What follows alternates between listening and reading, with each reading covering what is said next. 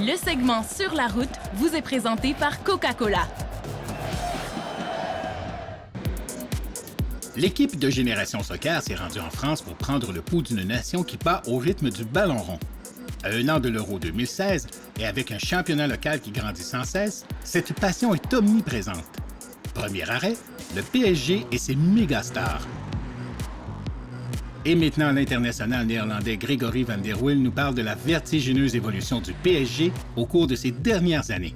We grew a lot since a couple of years and we're getting stronger every year and I think we've proven against Chelsea that our team is very strong and so I think we're at the top level of Europe and we have to continue like this. Was that victory against Chelsea a big weight off your shoulders in terms of being, those demons from Champions League?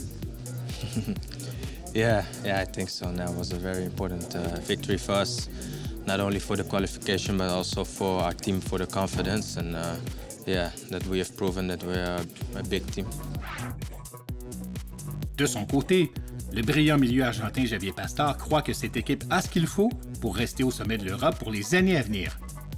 Y esperemos que sí, hemos crecido muchísimo, es verdad, y vamos a ver ahí si realmente estamos para pelear las cosas grandes o todavía nos falta crecer en algo más.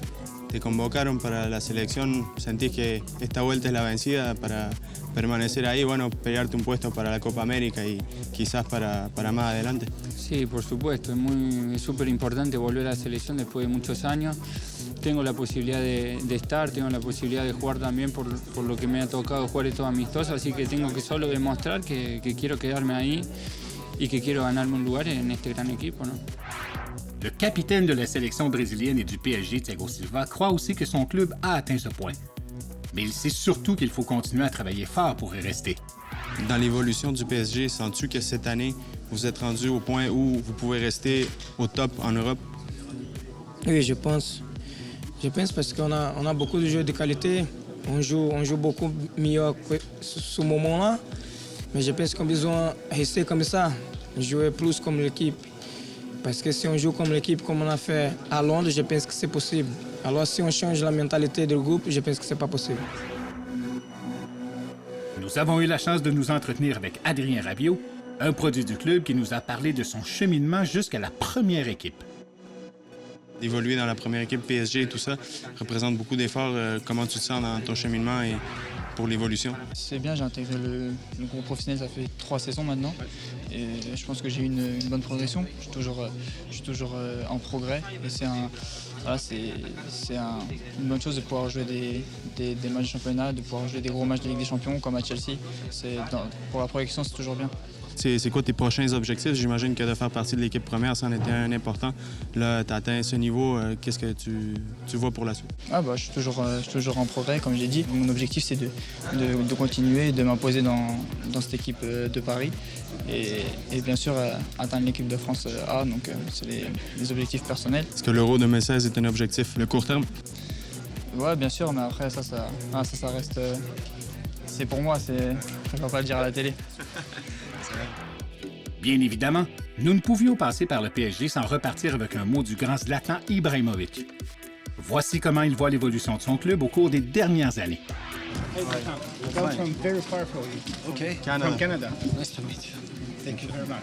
Zlatan, PSG had a revolution since a few years, in terms of level. Do you feel like this year you guys have reached where you need to stay on top level in Europe? We are in progress. I mean, since I came here in the beginning was good, but every year that goes, we become better. We're bringing out better results, and I mean, the future is positive. It looks good. So as long as we still progressing, it looks good. So. But for sure, it's a tough work behind it, and it's not easy. It's a hard work, a lot of sacrifice, but the club will arrive where they want to arrive. That victory against Chelsea was huge. In terms of historically speaking in Champions League, was it a big weight off your shoulders for the next, the confidence for the next matches? I think, of course, if you go through a game like Chelsea and you pass them, gives you a lot of confidence. But physically, it's not easy. But let's see what happens. Pour terminer, ces grands joueurs nous ont laissé quelques conseils pour les footballeurs du Québec qui aimeraient suivre leurs pas. Rester simple, sûr en dehors du terrain. penser football tout le temps, voilà, à s'investir à fond. My road to become a pro was not easy also. My tip is just to keep following your dream, keep working hard, even if it's some periods are hard or not good, but just keep on going and you can reach it if you really want to. No, de hacer siempre el máximo, de dejar todo cada entrenamiento, cada partido, tener muchísima responsabilidad, que es fundamental de chico para llegar a grandes cosas, ¿no? Y hacerlo con amor y no porque te lo digan otros, sino que dejar todo y sentirse feliz, creo que es lo más importante. Cuando uno se siente feliz dentro de la cancha y hace lo que realmente le gusta, uno deja todo y puede llegar a lo que quiere, ¿no? Penser que tudo é possível. Si tu as un rêve, tu as besoin de travailler et les chercher.